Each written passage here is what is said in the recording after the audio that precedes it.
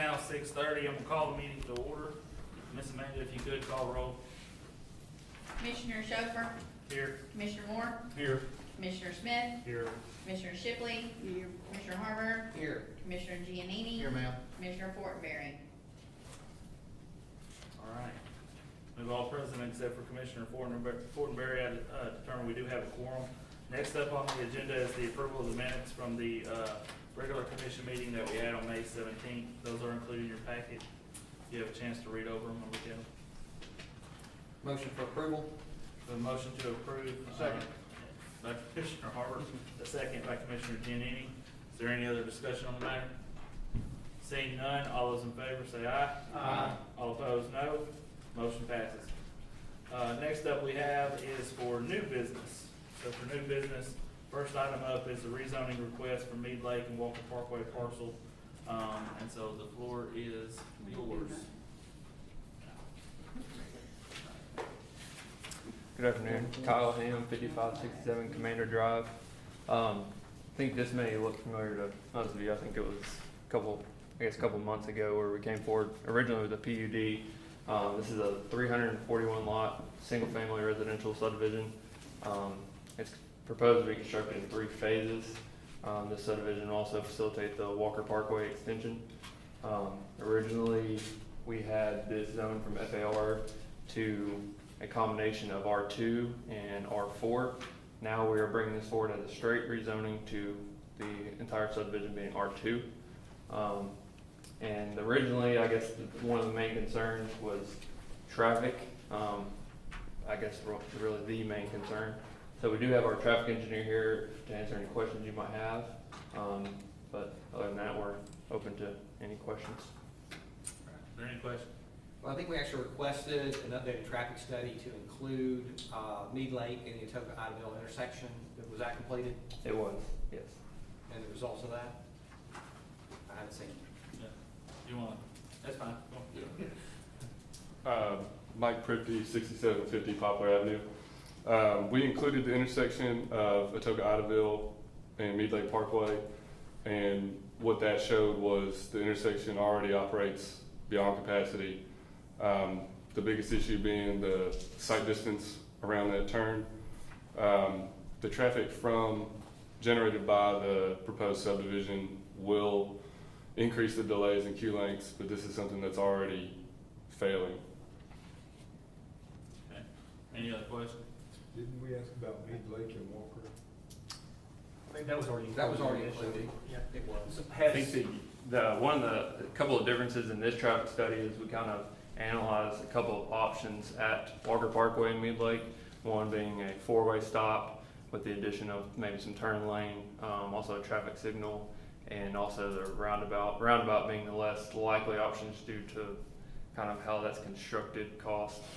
But 2 viable options maybe being traffic signal or a 4-way stop. So that was included as part of this traffic study, updated traffic study. Was that submitted to staff for review? It was. Has Ben or Amanda, Mark, have y'all seen that, and can you comment on it from your perspective, or is that you just received it? We just received it. I had not looked over it before today, but I think we've had it, and I had already talked to, 2 weeks ago, we talked through it, so I was expecting it. So, it was what we discussed, what came in. Right. Okay, so. I guess a couple of things. Before we were at least looking at a PUD, so we had some architectural control. Now we're requesting an R2, which we now will have 0 architectural control, and the developer would have the ability to put duplexes in, based in the R2 zone. That's correct? If the ordinances allow that, yes, but that is obviously not our intention here. I guess the main thing why we switched from PUD to a straight rezoning is the area that had the R4 zoning. Obviously, a lot of people didn't like that. There was also comments from fire about maybe having sprinkler systems in the homes. Obviously, that would drive up the cost of the homes. Basically, it just took away the amenities that the developer was, providing in the subdivision. But we had enough room there where we could just make those into R2 lots, which we think a lot more people would like versus R4. Why not stick with the R2, but stick with the PUD, where we still have the architectural control? Well, there was really no benefit of having the R4 if, say, sprinkler systems. No, I meant, not necessarily the R4. I see everything staying R2, but basically request a PUD overlay versus a straight R2 rezone. And I think there was R1 was also included. Yeah, there was R1 at the front, the lots that fronted Marker Parkway. We kept those the exact same size as the R1, but we're proposing those to be R2, which has made them bigger given the kind of traffic on that we anticipate on that roadway to give a little more space. So you got rid of the R4, you say, and so it's Correct. basically all R1 now. I see, of course, the plan isn't really to be considered. This is just rezoning based on what we want, but I do see in the letter you submitted to, as part of the submittal for this, that you're proposing 341 lots. Correct. That's very close. I mean, like, I think the initial submittal of the flood was 344, so you're getting rid of R4, but you're essentially keeping the same number of lots. Is that correct? Correct. Yeah, there was quite a bit of common open space in the original plan. Really, there's no need to take up the max amount of space, just given the amount of lots that were there before. So now we just increase those R4 to R2, but still kept the same amount of lots, just took away a little bit of common open space that we originally had. So we're losing some of that open area that Correct, would be yes. appealing to the potential. We lose some of it, or we lose all of it? No, we just lost some of it. There's still quite a bit of common open space proposed. I guess back to John, I kind of interrupted you before, but I would like to get your thoughts on that. Why not go with a PUD R2 option? The developer just thought that there was no benefit of having, if there was going to be no, I guess, leeway on the R4 lots, there was no benefit of having a PUD rather than going to straight rezoning if they're all going to be R2. So that's just the direction the developer decided to go. And now this is not necessarily, like you said, to the rezoning, but if the rezoning moves forward into the actual development. Since our first meeting, the town has been advised by the city of Mumford, based on our ability to treat sewer, based on the lots that Atoka has already approved and the lots that Mumford has already approved, that before anything happens, we now have to get permission, correct? We have to get approval from Mumford? That was their recommendation. That was their yes. recommendation. That is correct. Because they have since approved some other subdivisions on their side that were not approved prior. And that's because our sewage is sent over to their Correct. side to be We treated, go over there and we it's pay- at we pay capacity or Mumford. close to. Correct. Well, it's currently not at capacity, but it's at capacity based on the lots that we have already approved and that they've approved. Okay. So until something gets made to the infrastructure, we now, moving forward, have to get permission for every development.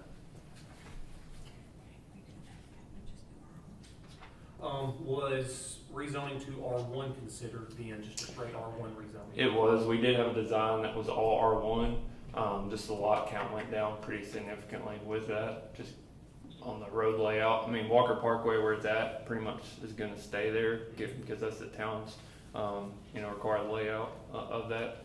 So the design for R1 cut down on the open space and the lot count considerably. So.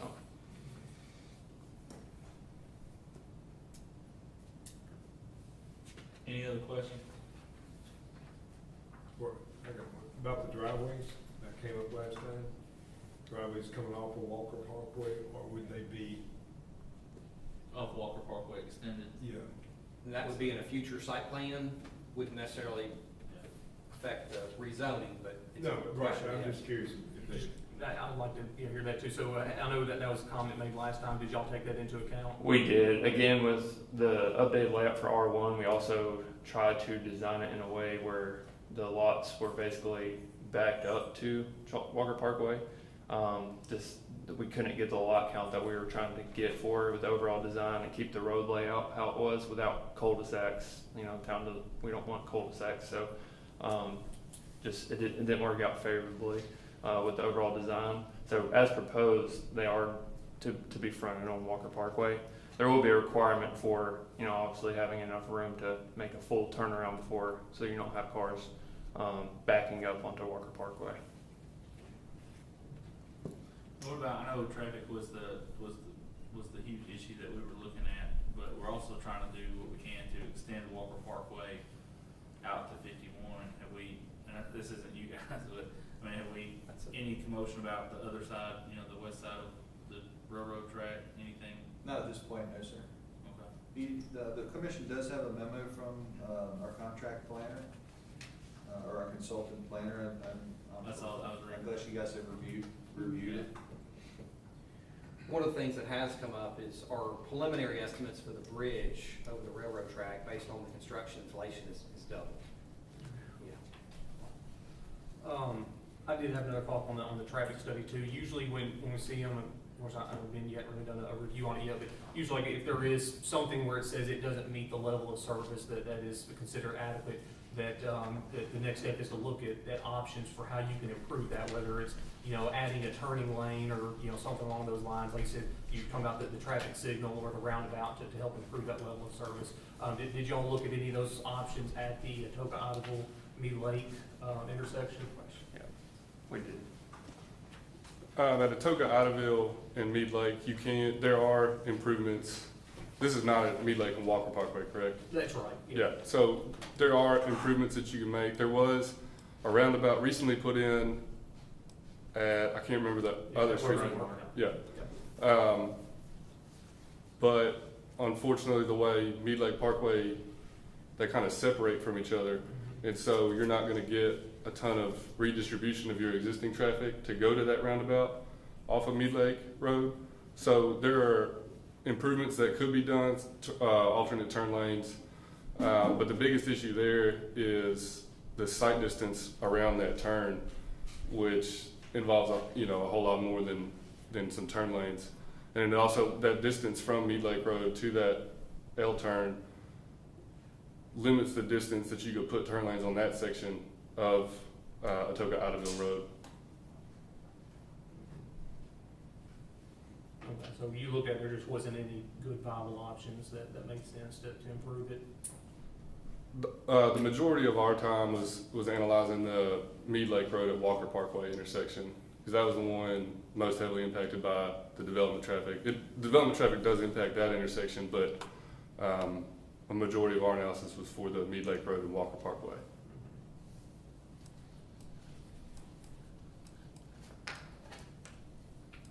Any other questions?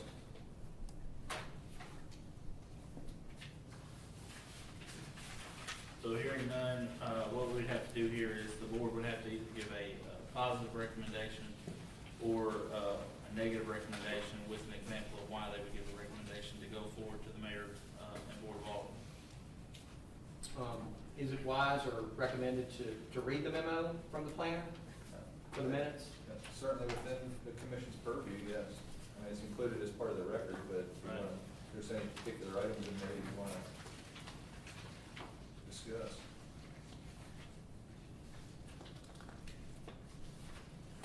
I mean, basically, it says number one, the proposed rezoning conflicts with the existing Atoka land use plan.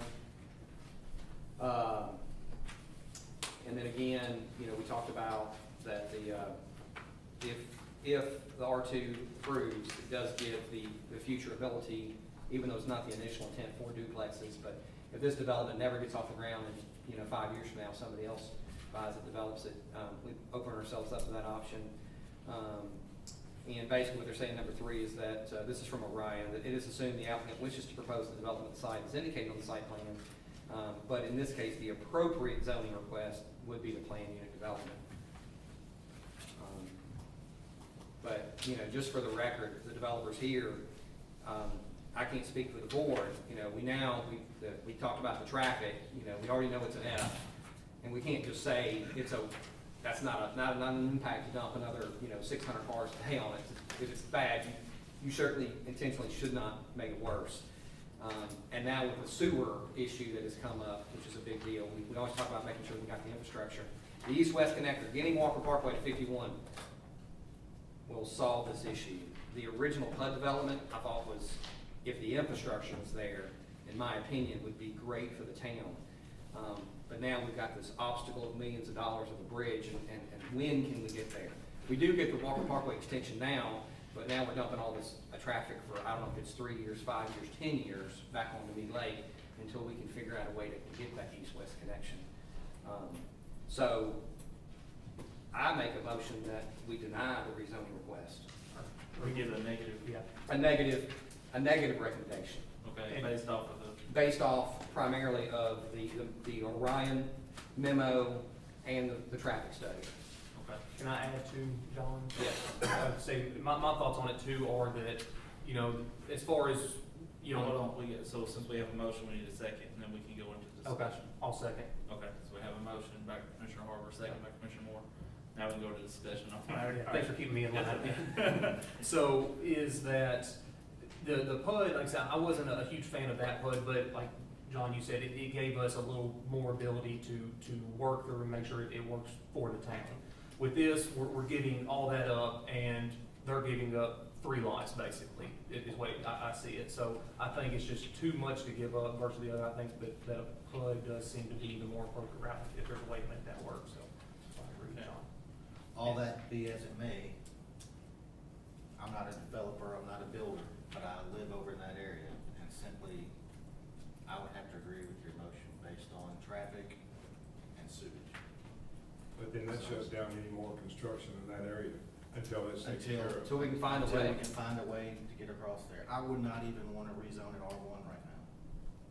So, Any other discussion on that? I want to ask a question. So if you don't get the rezoning, it's still up to be like it was, just 3 lots less?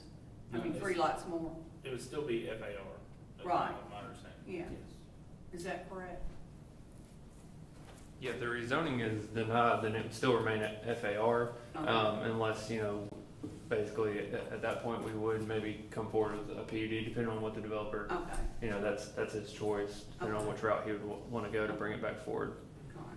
I do have a question for town staff is essentially, where are we looking at with the city of, you know, with the town of Mumford and as far as sewage and wastewater? I mean, are they working on plans for that? Are we doing that collectively or what's the status of where we are now? I spoke with Mayor Cole that they're continuing to work on potential upgrades for biological lagoon. Just talked with him about that this morning. Trying to set up a meeting at the end of the month, either Wednesday or Thursday at the end of the month with Mayor Cole and Mayor Washington from Brighton. So the 3 of us, 3 cities can get in a room and try to determine some sort of solid direction on the wastewater issue. Do we have a potential time frame for when that could be resolved or I if don't, it I couldn't starts speak to with that right this second. Okay. I mean, if there was gonna be a complete upgrade and go to a mechanical treatment, I mean, if we started today at 3 years minimum. But if you go to a biological and they're gonna continue to push biological, that may change the town's position. I don't know.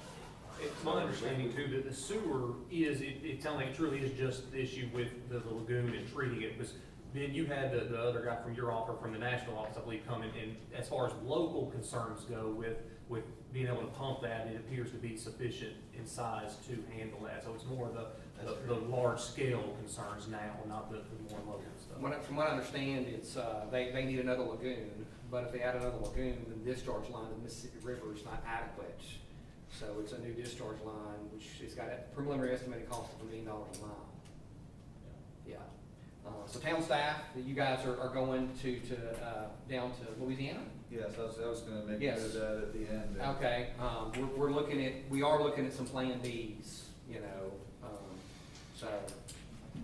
But I couldn't give you a definitive timeline one way or the other. I think that, and we'll have to sort this out in the future, but, you know, going with biological lagoons, I mean, we've discussed it before, it's not a secret, but 3 entities have discussed it. If they wanna go down that route, then they need to get a waiver from TDOT to be able to, or not TDOT, TDEC, to go and place it where they would like to place it, because it would be then within the 1,000-foot buffer of a residential zone. So they'd need a waiver for that, plus they would just have to get an approval from TDEC to expand the biological lagoon rather than go potentially a different route. I know There's a lot of before- things to be sorted out yet. I was gonna say, I know before in the past, the town has, looked at doing wastewater, you know, ourselves. Is there any more discussion of that? Outside of, I think we're trying to look at all the options, but as far as the Atoka creating a wastewater treatment plant itself, Yeah. I don't know that I've heard a whole lot lot of discussion about that. I don't think it would be very favorable. But we are looking at, we're gonna be going down to take a trip to Louisiana to look at some package plants that would service just subdivisions, maybe 50,000 gallons a day or something like that, that would serve particular areas. That's why we're trying to uncover. I know folks are every getting option that we have. creative. When we do projects in Memphis, they're actually making those developers hold their sewage on site and then pump it in the middle of the night, every night. They have on-site underground storage tanks where they also, you're having to get creative right now to figure out options, that's for sure. Yeah, one more question. So if traffic was okay, we would still be putting this on hold due to the sewer issue? Not necessarily, we just have to get approval from Mumford. You just get confirmation of the capacity. It's basically every future development until this is Right, worked out. that's what I'm. So every approval has to be contingent upon obtaining city of Montrose. Yeah. That goes with it, that it's like. Everything. Yes. Yeah, cause I believe that, what was it, a month ago, 2 months ago now? That Mumford had approved 400 homes, but that Within weren't, the that were not last in 2 play. months, yes. You know, when this. But it's the their whole system, PUD you know what I mean, so they're gonna take care of their own first. That's right, we all have All three of them. All three monies of in the ours. system. My point in bringing it up, that's why the landscape has changed, because before those 400 houses weren't in the mix of approval, now they are. Right, okay. Is there any other discussion on the matter? All right, hearing none, we have a motion to give a negative review to the mayor and board of aldermen for the rezoning request. All those in favor say aye. Aye. All opposed, no. Motion carried. Next up is a minor plat. It's the Williamson Minor Subdivision.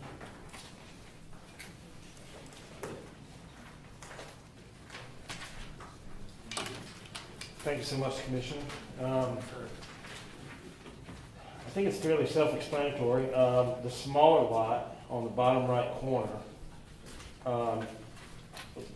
has been a 2-acre lot for many decades. And in essence, the owner who's my mom's husband passed away recently. And so this property as a whole is in the hands of 5 heirs. So the house lot above, that is the 11-acre lot, was divided off, and then we needed a way for access to the farmland behind.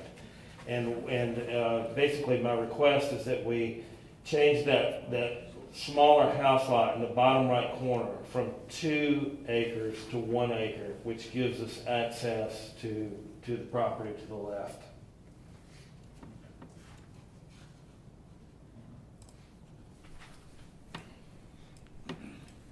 And there you see how it exists now on the property records. I guess it looks like you have a small strip to the north there. Is that just inaccessible? That small strip is there in case in future some sort of development would like to happen there, and there would be access to that. But it is no access right now. It is just on the north side of the lake there, pond, whatever.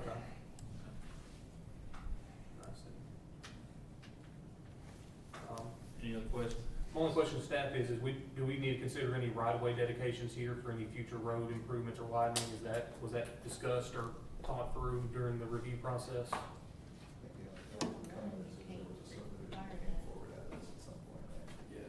That would just be if there was a subdivision at some point in the future, they'd have to dedicate certain right of way for that. I don't know that that would happen in particular at this time. Okay. We did not discuss it at this time. And we did not discuss it, but, Staff have a positive or negative recommendation to the commission? to staff, I believe you have a memo, comment from Orion in your packet. On the back, very back of the Very page. bad? Okay, gotcha, okay.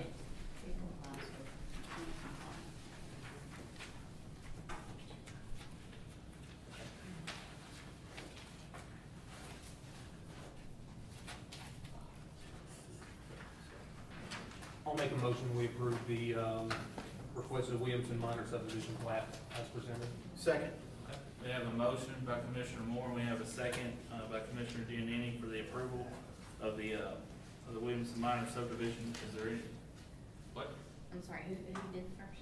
Commissioner Moore, second by Commissioner Gandy. Thank you. And I forgot to introduce myself. I'm Julian Williamson. Thank you. So, sorry. That's all right.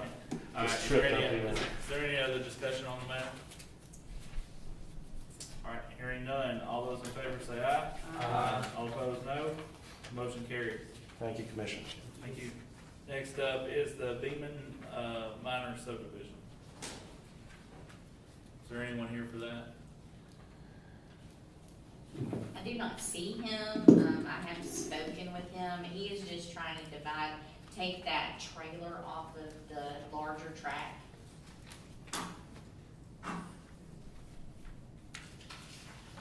Where are we at on On Maple. Okay.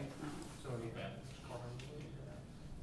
So there, and there is a comment on the back from Orion as well, number 2.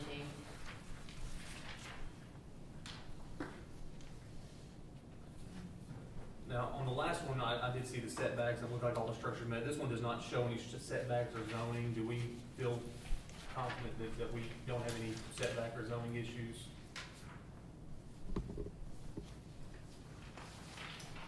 After discussing it with Bob, I did not feel like he felt like there was anything, but I'm not sure this comment on the entire plat.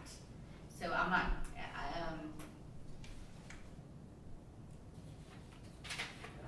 I would not feel comfortable saying that there is a positive nor a negative at this point because of that last statement. You may wanna consider tabling it. I was gonna Since say, there's with them not being representative here- Can provide this feedback, and maybe they can provide a revised drawing of the plat to include the entire parent tract. Well, I'd like, Ben, I was wondering what your thoughts were on that. My understanding was if the parent track's over a certain size, it doesn't have to be included with the subdivision. Do you It's have any usually, thoughts one way or another? it's usually at the discretion of, usually the registered land surveyor putting it together, and scale of the drawing comes into play, all that kind of stuff. I generally would like to see the entire tract if possible, but there are times when it is too large to fit on the page. Can you zoom back out to show the entire thing? Yeah, sure. I know, What I'll worry about is, I've seen just know from our in-house surveyors, is this follows that creek through there, and they'd be responsible for setting all those corners through that, and That's right. that's just quite a bit of added cost for almost something that's not necessarily required. Just all those corners, everywhere where there's a bend in a line, the surveyor would, if it's part of the subdivision, they'd have to set the corner. and I know recently I Disagree with that. had messaged, Mark, we did have new statutes passed with 2-track, and this would, I question is whether or not this would fall under that statute guidelines as well. It's in I think- July 1. Huh, July I was gonna say, don't they take effect July 1? Mhm. I believe so, yeah, but if we table, that's the issue. I don't think it would come into play because you're considering it prior to. On the being the minutes, they would have approved at that meeting. So, And that's just where they would come to you guys, that you couldn't do it in-house, and we already brought it to you guys. well, my issue mainly is gonna be that they're not present, and they're not here. I mean, that's gonna be really my one, and the entirety of the track. I'd like to see all of it as well, but I would really like to hear from them as far as like what they're wanting it to look like in its entirety. That's my issue on it, that's my personal stance, so. Well, and Rob's comment from Orion says should be included, doesn't say it's required, so it really could ask them to at least have an overview, maybe not a survey piece, as Commissioner Moore had mentioned, but, as far as the stream goes. Right, we could have a Show the place that intent. doesn't have to be a drawing with exact latitude and longitude, but at least in general. That would be nice to see, to see the whole thing, and see this lot kind of carved out.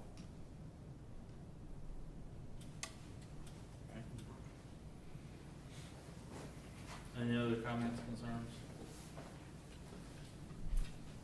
If not, we need a motion.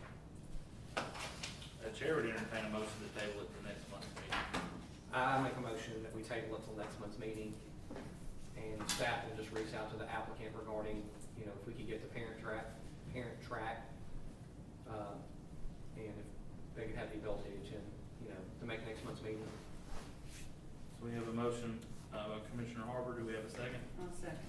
Have a second by Commissioner Shipley. Any other discussion on the matter? Hearing none, all those in favor say aye. Aye. Any opposed, no. Motion carries.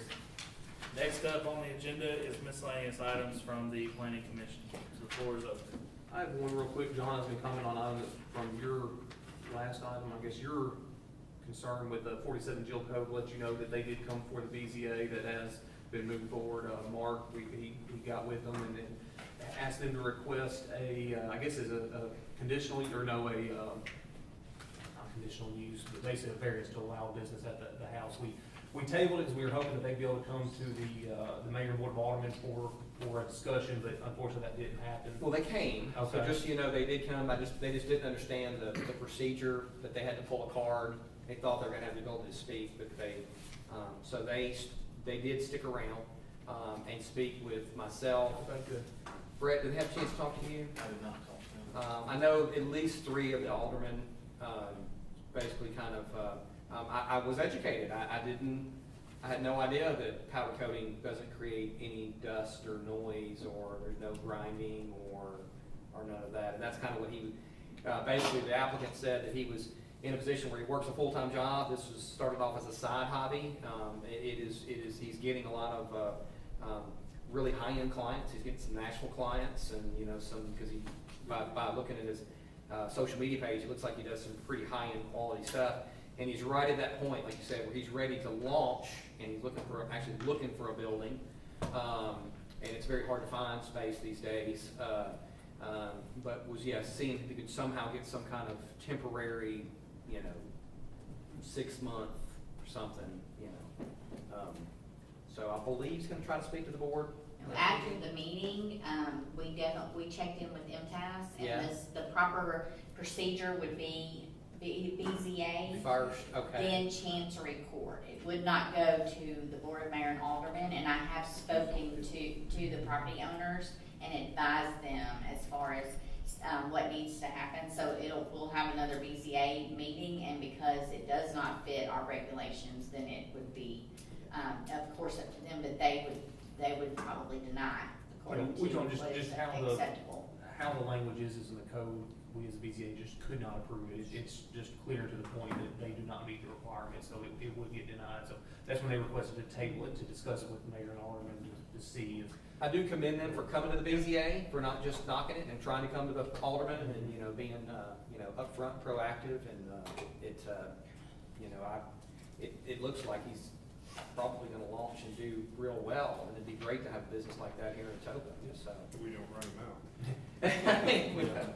He did say that he wants to stay here. That's He- good. This is where he lives and this is where he wants to keep the business. So he's actively looking, he's reached out to me to ask if I knew of any commercial spots that would work for what he's wanting to do. So he does, we're not gonna run him out, he wants to stay here. Good. Good. All right, any other miscellaneous items from the planning commission? All right, hearing none, any citizen concerns? Richard? Oh, sorry. Check this card sheet. I forgot. Nothing on this. Chair to entertain a motion to adjourn. So moved. We have a Second. motion, we have a second. Without any objection, we stand adjourned. 33 minutes, guys.